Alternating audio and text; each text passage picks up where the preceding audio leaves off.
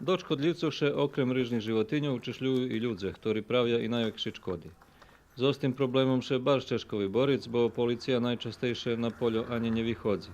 A vlastníkom poľoch nie je preporučljive zražovať se so zvinjovnikami, bo môžu nastradati. Pa često ljudi se boje, pogotovo ljudi koji imaju ovako proizvodnju na otvorenom, znači jako su veliki problemi zamerati se sa ljudima.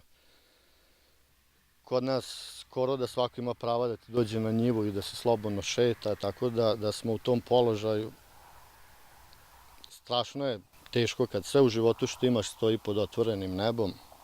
Mentalitet ljudi je nezgodan. Vi verovatno morate svake noći da dođete ovde, tako? Svake noći je neko na ovoj njivi. Znači, ako ja sam ceo dan radio, onda neko od mojih dođe ovde bude noću i obrnuto. Pan Savić ma plastenik i 10 kilometri od Valala i nieraz na tym polu dokoło našao. Raz mu i prerezali najlo na plasteniku. Na šťastie nemali co odniesť, ale škoda zažljem napravena.